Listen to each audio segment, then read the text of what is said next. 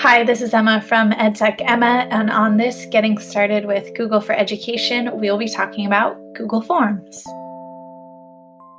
Next, we have Google Forms. Google Forms is the ultimate assessment tool, and I absolutely love it because it can do that and so much more. Let's go to Google Forms. So I'm starting by going into my Drive, finding the folder that I would like to store my form in. Keep things nice and organized, click my plus sign, new. Now I have to go into my More tab, and you can see there are a bunch of other options when I click that. I'm going into More Google Forms. So most often this is used as just a quick assessment tool, like a quiz. So when you're making a new Google form, a couple things to note. You have your questions is the first tab, and this is where you're creating or answering questions. And then if you created the form, if you own it, you also have the responses tab. And this is where you can review all of the responses that you received, which obviously we don't have any yet. But back to my questions, I have this little side kind of toolbar here, which allows me to add a new question. I can add a title and description to it. I can add an image or a video right into my question. And then I can also break my quiz up into separate sections. So we'll start by just creating the most basic question, which is for the students to type their name. Now, you might have noticed that when I typed in name, the computer automatically changed the question from multiple choice to short answer. You have a lot of different options of type of questions that your students can do their assessment in.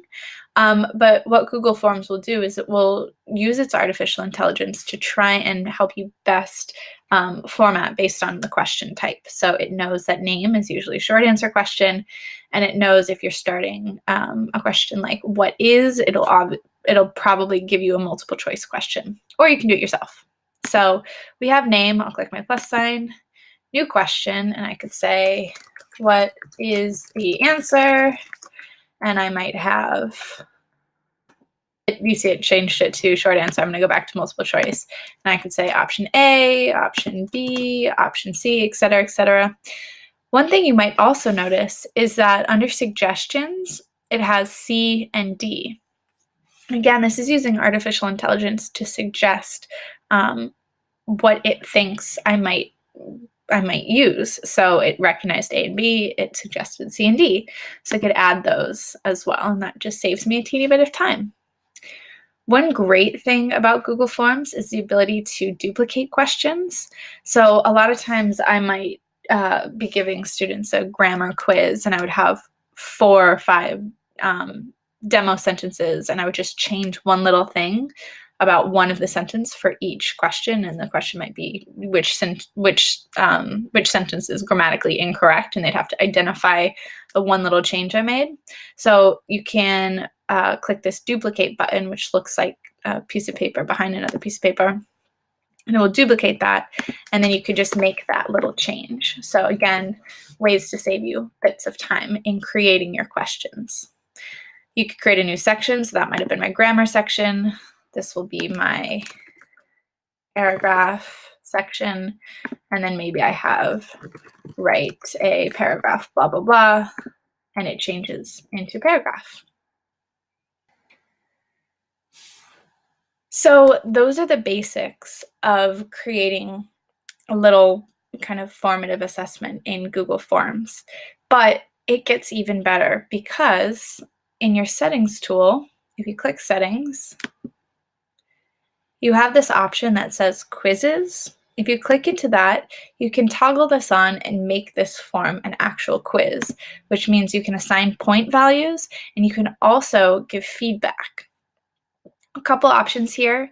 You can release the grade immediately after the student submits it. I like to do this because I think immediate feedback is beneficial. So as soon as they finish, they can click in and they can see what they got right and got wrong. But if you're worried about students maybe cheating off of each other and looking at each other's screens, you could turn it on so that you can release that information later. You can also decide what you want your students to see. You can see the questions they missed, the ones they got correct, and the point values. All of those are pretty standard. We'll leave them on. So I saved that, And now you'll see a couple little changes here.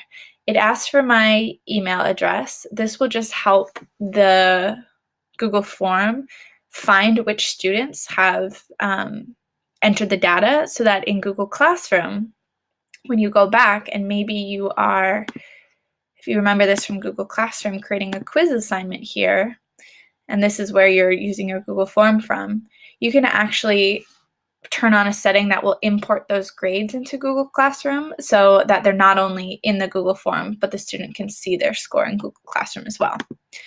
So you have their email address, and the other little change you'll see is when I click into the question, at the bottom it now says answer key. So when I click answer key, you can assign a point value, and then you also can select the correct answer. So I'm saying B is a correct answer. When the student does the quiz, if they get this correct, it'll obviously show it correct, and if they get it incorrect, it will show that it's wrong. More than that, though, you can give feedback for correct and incorrect answers. So for correct answer, I can maybe just give a smiley face or a good job. But for incorrect answers, I could say something like, remember what we discussed in class, blah, blah, blah, blah, blah. You could insert a link to a website that explains the correct answer, or you could insert a YouTube video. So if we were doing area of a triangle,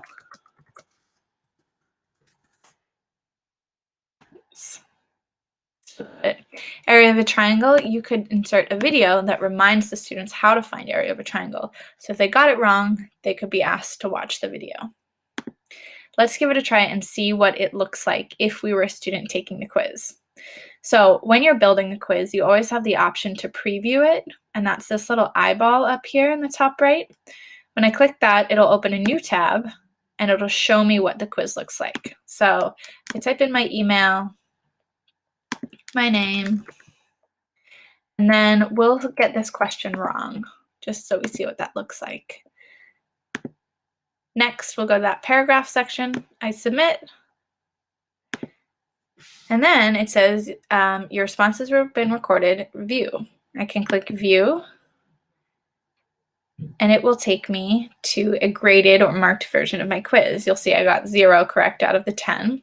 And this was the question that we scored. I said A, the correct answer was B, remember, and here's that video. It's a really great way to give differentiated feedback to your students.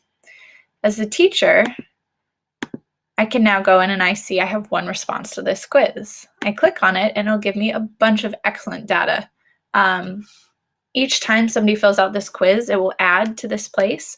So eventually, if you have 30 students in your class, you'll have 30 submissions, 30 names, 30 different pieces of data for each. It gives you in pie charts and in individual responses as well. Another great feature in Google Forms is its integration with Google Sheets. From your Responses tab, you'll see this little green icon that says Create Spreadsheet. When I click into this, it'll take all of that data and it will create a new spreadsheet with that data in it.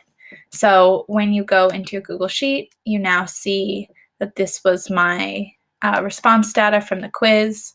And if you look down into the Sheet tab, you'll see that there's a little Google Form icon. That just means that this is live data. So if I were to go and fill out the response, the form again, it would show new responses in the sheet as well. They are linked and it is live. This is a great way to track your data if you are a Google Sheets person and super into data. Great integration there.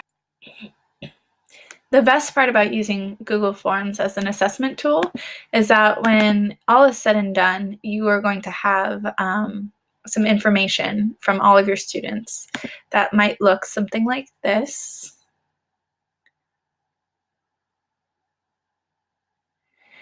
And it'll allow you to quickly scroll through and first see how your students are doing. So in this case, this was kind of the distribution of my students' knowledge of this subject.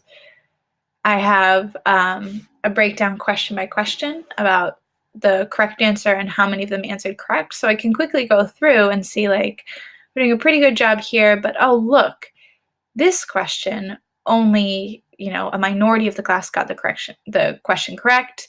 Most of them got it incorrect. So we need to go and review this question. So then as a teacher, I wouldn't waste time reviewing all the material because I can quickly see how we're doing on it.